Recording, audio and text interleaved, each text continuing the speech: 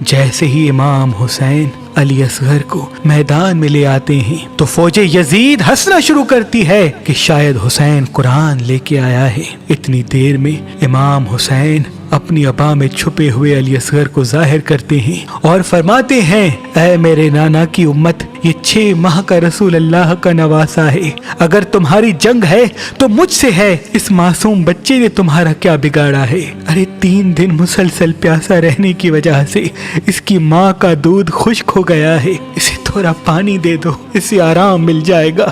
فوج یزید زور زور سے ہنسنا شروع کرتی ہے اور کہتی ہے، اے حسین، اگر بچہ اتنا ہی پیاسا ہے تو اسے کہہ دو خود ہم سے پانی مانگے، ہم ضرور دیں گے۔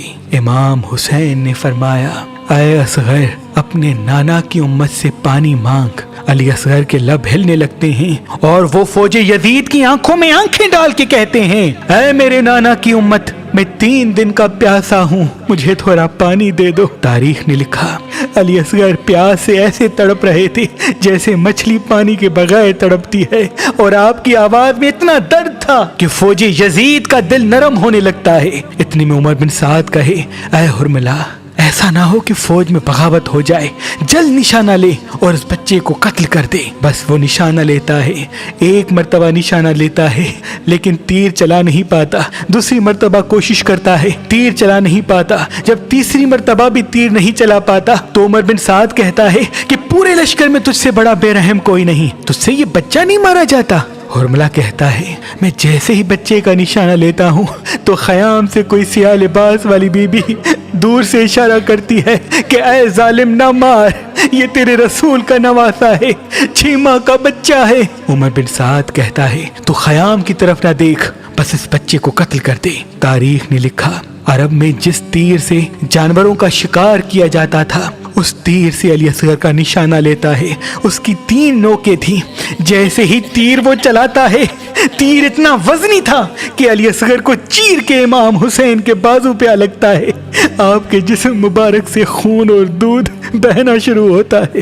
امام حسین اپنے بیٹے کو دیکھ کے آسمان کی طرف دیکھتے ہیں اور چاہتے ہیں کہ خون علی اصغر آسمان کی طرف رواں کرے۔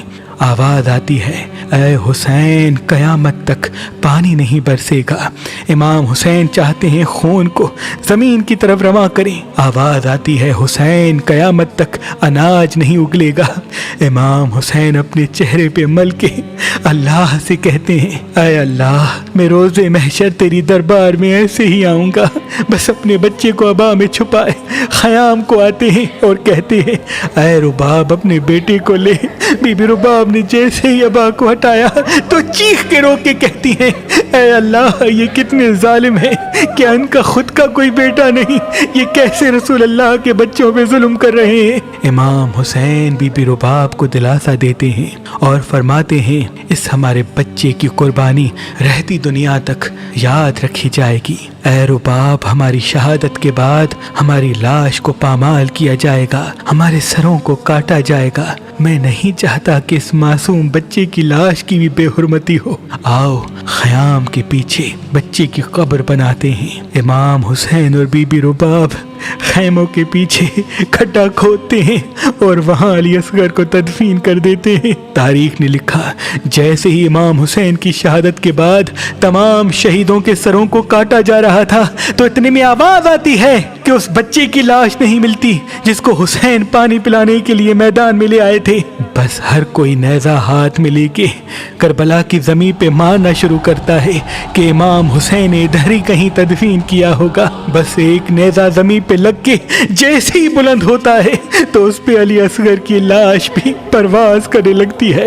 بی بی رباب نے جیسے ہی دور سے اپنے بچے کی لاش کو دیکھا تو رو رو کے کہنے لگی، اے اللہ، میں تجھ سے وعدہ کرتی ہوں کہ جب تک زندہ رہوں گی نہ ٹھنڈا پانی پیوں گی اور نہ ہی کبھی سائے میں بیٹھوں گی۔ ان ظالموں نے اس 6 ماہ کے بچے کا سر بھی کاٹ کے نیزے پہ چڑھا دیا اور اس کے جسم مبارک کو زمین کربلا پہ چھوڑ دیا۔